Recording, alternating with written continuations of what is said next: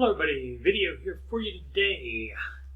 Beyond Oak Island is a show in which the History Channel and Rick and Marty Lagina get involved with other treasure mysteries. If you missed any of my recaps, The Curse of Oak Island or Beyond Oak Island, there's a link to the playlist in the upper right.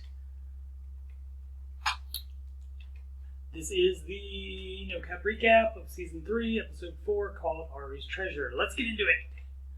The episode opens not in the Oak Island War Room, but in Tampa, Florida, where Marty Lagina and Maddie Blake are meeting Joe Zika, who believes he has found the location of a treasure cache hidden by the French pirate Louis Aury. The authorities would not let Zika dig without an archaeologist present. Marty and the History Channel are providing Dr. Aaron Taylor from Nova Scotia, who has assisted with the work on Oak Island. Born in Paris in 1788, Aury joined the French Navy and served in a privateer ship at 14 years old. By 22, he was the master of his own fleet of ships.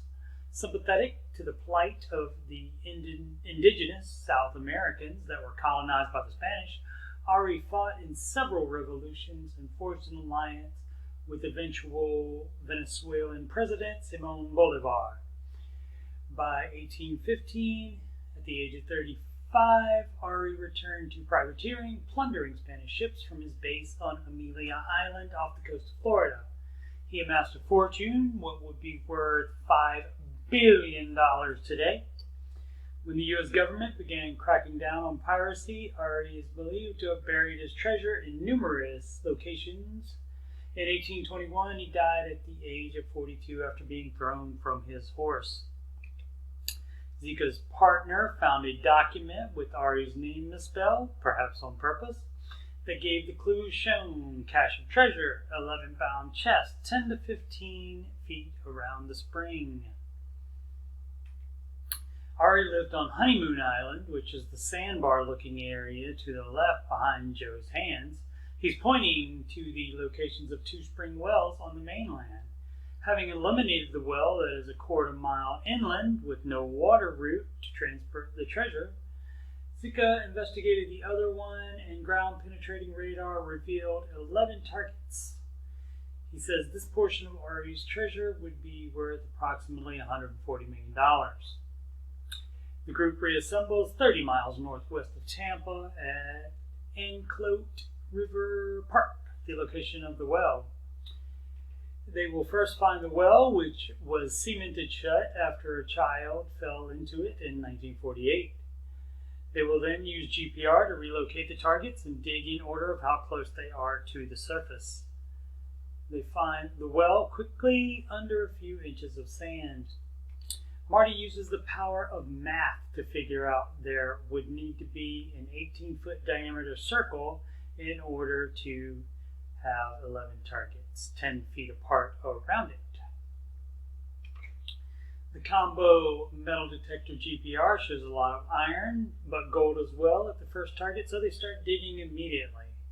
Eventually, water starts filling the hole. They scan again to learn that the target is another 4 feet down.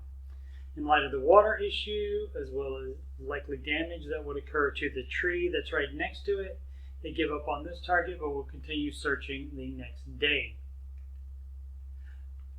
9 of the other 10 targets are around 10 feet deep, but the remaining one is just 5 feet deep, so they begin digging that one. The GPR expert asks, is it a coincidence that they are 10 feet apart, right on that 18-foot line? In the backfill, they find a nail Dr. Taylor estimates to predate 1790. Being in the backfill, though, it could have been in another location originally. They are sifting the sand for artifacts, and a piece of chef is found. It was used by Native Americans for tools and arrowheads. Dr. Taylor calls the authorities and tells them of the find, but he is given the go-ahead to continue the dig because their process is correct archaeologically. They keep digging, getting metal detector hits in the same hole, but again hit water, so there's nothing more they can do with just shovels.